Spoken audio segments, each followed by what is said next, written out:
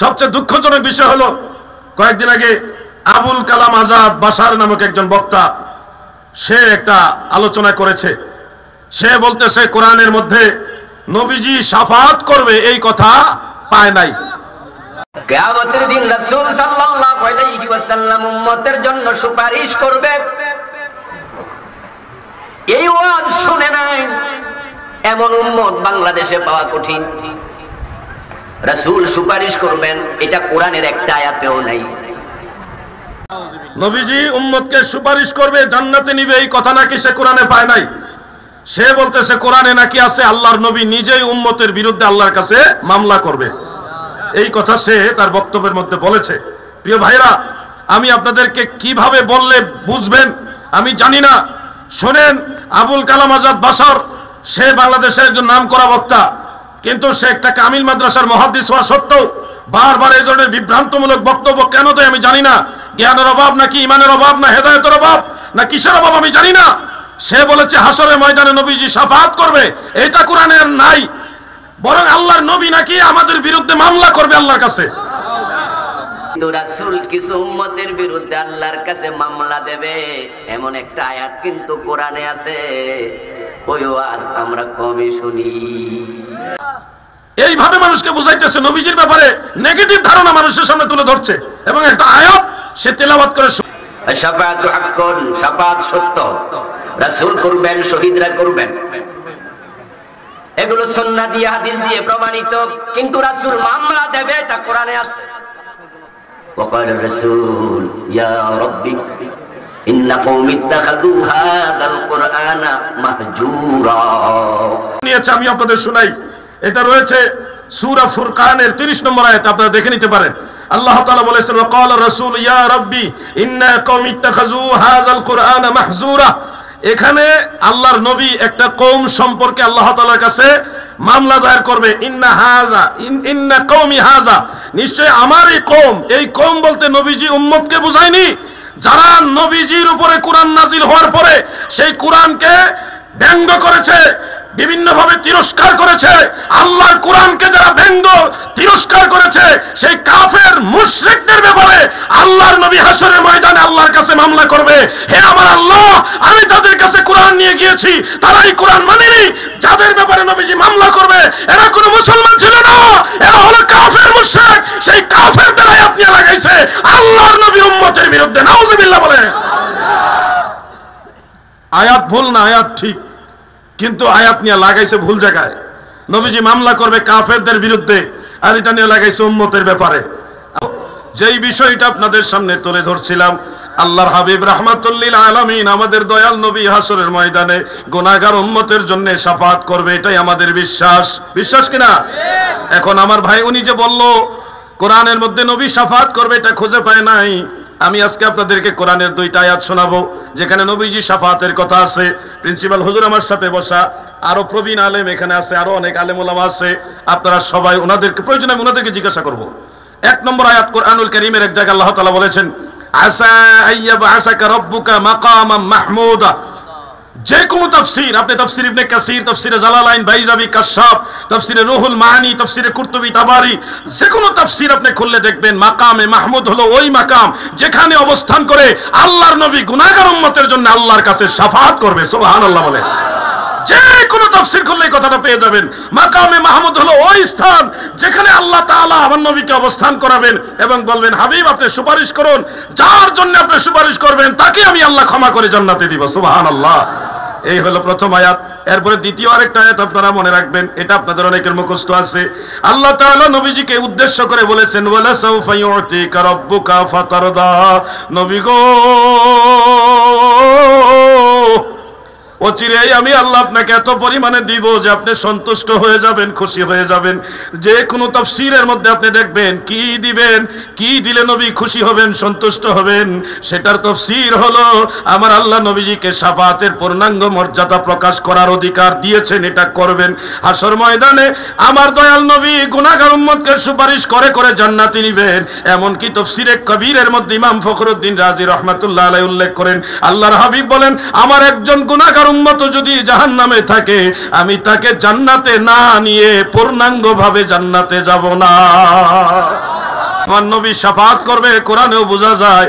কোরআনের তাফসীরের মধ্যে কোনো ধরনের বিভেদ নাই, মতানৈক্য নাই, কিন্তু নবীজির শাফাত সম্পর্কে আয়াত খুঁজে না পাইয়া যে আয়াত কাফেরদের সম্পর্কে আসছে, যে আল্লাহর হাবিব হাশরের ময়দানে বলবে, আল্লাহ এই জাতিকে আমি কোরআনের কথা বলছি, তারা কোরআন নিয়ে বিদ্রুপ করেছে, কটাক্ষ করেছে, এই জাতি সম্পর্কে মামলা দিলাম।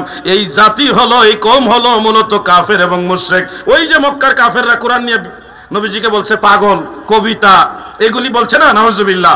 এই কারণে নবীজি আল্লাহর কাছে মামলা দিবে, আল্লাহ আপনার কোরআনকে নিয়ে তারা বিদ্রুপ করেছে, তিরস্কার করেছে, সেই কাফেরদের সম্পর্কের আয়াত নিয়ে আমাদের সেই ভাষা সাহেব লাগাইছে উম্মতের বিরুদ্ধে। আমার নবী নাকি শাফাত করবে, এটা কোরআনে নাই, আর নবী নাকি উম্মতের বিরুদ্ধে মামলা করবে। চিন্তা করছেন? আল্লাহর রাসূল যদি আমাদের বিরুদ্ধে দাঁড়ায়, আমরা উপায় আছে? উপায় আছে নাকি ভাই? অথচ নবী করিম সাল্লাল্লাহু আলাইহি ওয়াসাল্লামের হাদিস একেবারে সর্বসম্মতিক্রমে এটা সহিহ হাদিস। আন জাবির ইবনে আব্দুল্লাহ রাদিয়াল্লাহু তাআলা আনহু قال سمعت رسول الله صلى الله عليه وسلم يقول شفاعتي لاهل الكبائر من امتي। হযরতে জাবের বলেন, আল্লাহর নবীকে বলতে শুনেছি গো, আমার দয়াল নবীজি বলেছেন, আমার উম্মতের মধ্যে যারা বড় বড় গুনাহগার, আমি রাসূলুল্লাহর শাফাত তাদের জন্য। হাদিসে আছে, قال النبي صلى الله عليه وسلم شفاعتي لأهل الكبائر من امتي। এই জাতীয় আরো হাদিস আছে, রাসূল সুপারিশ করবে, রাসূল সুপারিশ করবে, এমন আয়াত কোরআনে একটাও নাই। শাফাআতু হাক্কুন, শাফাত সত্য, রাসূল করবেন, শহীদরা করবেন, এগুলো সুন্নাহ দিয়ে হাদিস দিয়ে প্রমাণিত, কিন্তু রাসূল মামলা দেবে, এটা কোরআনে আছে। وقال الرسول يا ربي إن قوم اتخذوا هذا القرآن مهجورا। আল্লাহ তাআলা বলেন, আমার রাসূল বলবো, ও আমার রব, আমার উম্মতের এই লোকগুলো এই কোরআনকে পরিত্যাগ করেছে, তাদের বিরুদ্ধে আমি মামলা দিলাম, তুমি বিচার করো। আপনারা যারা কোরআন পড়েন না, কোরআন বোঝেন না, কোরআন মানেন না, আপনার বিরুদ্ধে নবী মুহাম্মদ আল্লাহর কাছে মামলা দেবে, তো সুপারিশটা কে করবে? এত সোজা?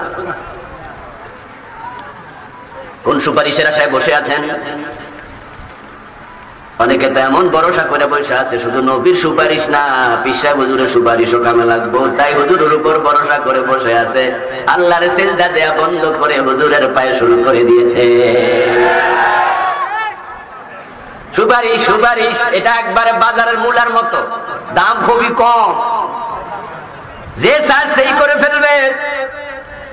মোটেও নয়, মোটেও নয়। মান যাল্লাযী ইয়াশফাউ ইনদাহু ইল্লা বিইযনিহি, কোরআনে আছে না নাই? আয়াতুল কুরসিতে নিয়মিত পড়তেছেন, অর্থটা বুঝিয়েন। আল্লাহ কয়, আল্লাহর কাছে সুপারিশ করবে এমন কে আছে আল্লাহর অনুমতি ব্যতীত? ওয়ালিল্লাহি শাফাআতু জামিআ। আরে কায়েত আল্লাহ তাআলা বলেন, আপনি উম্মতকে বলে দিন, সুপারিশটা তোমার পীরের কাছে নয়, সুপারিশ কোন নবীর কাছেও নয়, সুপারিশের কেন্দ্রবিন্দু, কন্ট্রোলের সুইচ থাকবে আল্লাহর হাতের মুঠার ভিতরে। ওয়ালা ইয়াশফাউনা ইল্লা লিমান ইরতাদা। আরে কায়েত আল্লাহ তাআলা বলেন, যারা সুপারিশ করবে নবী, ওলি, শহীদ, আলেম ওলামা, তবে তাদের সুপারিশ আল্লাহর হাতে থাকবে।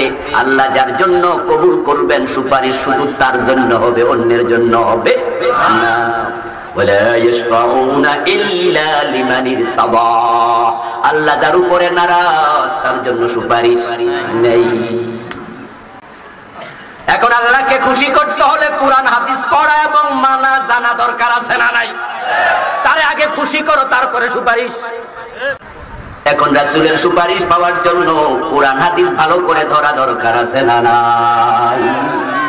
এই তো বিদায় হজের দিন বিশ্ব নবী বলে গেছেন, আমি চলে যাচ্ছি, তবে তোমাদের মাঝে দুটি জিনিস রেখে যাচ্ছি। 1,14,000 সাহাবীর সম্মুখে নবী মুহাম্মদ সাল্লাল্লাহু আলাইহি ওয়াসাল্লাম বলেন, হতে পারে এই দিনে, এই মাঠে, দুনিয়ায় তোমাদের সাথে আমার সাক্ষাৎ হবে না। শানের কারণ নাই, আমি দুটি জিনিস রেখে যাব, আমি নবী চলে যাব। যদিও দুটিকে আঁকড়ায়া ধরতে পারো, ও দুটি তোমাদের কেমন জায়গায় পৌঁছাবে, যেখানে জান্নাতের সিঁড়িতে আমার সাথে আবার দেখা হয়ে যাবে। লাংতা দিল পথ হারা হবে না। আমি যে পথে গেছি তোমরাও সে পথে আগাবে। ও দুটি জিনিস ধরলে পরে রাসূলের সাথে মিলন হবে, দেখা হবে, কথা হবে। ও দুটা ছেড়ে দিলে পথ হারা হয়ে যাবে। রাসূলের পথের সাথে তোমার পথের মিল নাই, রাসূলের সাথে দেখা হওয়ার সম্ভাবনাও নাই। উম্মতের নামদারি কিছু মানুষ কিয়ামতের দিন রাসূল সাল্লাল্লাহু আলাইহি ওয়াসাল্লামের কাছে যেতে চাইবে, হাউজের পানি পান করতে চাইবে, কাউসারের পেয়ালা পান করতে চাইবে। রাসূল বলে আমিও দিতে চাইবো, কিন্তু ফায়ুহালু বাইনাহুম ওয়া বাইনি, তাদের কাছে যাওয়ার আগে তাদের মাঝে আর আমার মাঝে পর্দা পড়ে যাবে। ফাকুলু ইন্নাহুম মিন্নি, তখন আমি বলবো কি হলো, তারা তো আমার উম্মত। তখন ফেরেশতারা দৌড়ায় এসে বলবে ইন্নাকা লা তাদরি মা হাদাসু বা'দাক ফাকুলু সুকান সুকান লিমান গায়্যারা বা'দি। ফেরেশতারা বলবে হুজুর, তারা উম্মতের দাবি করে কিন্তু তারা ভেজালওয়ালা উম্মত। আপনার ইসলাম যেভাবে ছিল তারা সেভাবে মানে নেই, তারা দিনকে বিকৃত করেছে। আপনি যে ইসলাম রেখে এসেছিলেন সেই ইসলামে ছিল চোর ধরে হাত কাটো, কিন্তু তারা পরবর্তীতে হাত কাটা বাদ দিয়া চোরের জেলখানায় দিছে, কোরআনের আইন বাদ দিয়া নতুন আইন বানাইছে। বানাইছে কিনা? বানাইছে কিনা? চোর ধরে হাত কাটার কথা আল্লাহর কোরআনে আছে না নাই? এটা কি শুধু রমজানে খতম করার জন্য আল্লাহ নাজিল করছে? যে আয়াতে কারিমাতে আছে সারিকু ওয়াস-সারিকাতু ফাকতাউ আইদিয়াহুমা, চোর নারী হোক আর পুরুষ হোক হাত কেটে দাও, ওই আয়াত যদি রমজানে হাফেজ সাহেব তেলাওয়াত না করে রেখে যায়, পেছন দিয়া লোকমা আছে না নাই? আরে হাফেজ লোকমা দিয়া দেবে। এরপরও যদি উনি লোকমা না ধইরা বাদ রাখিয়া যায়, তখন সভাপতি জিগাইবো হাফেজ সাহেব ঘটনা কি? কয় যে হুজুর তো এক আয়াত রাখিয়া গেছে। হুজুর রে যদি জিগায় এক আয়াত রাখছেন কেন? হুজুর যদি কয় ফইরা লাভ কি? ওই আয়াতে আছে চোর ধরে হাত কাটো, আপনারা তো কাটেন না, তাই আমি ফরি নাই।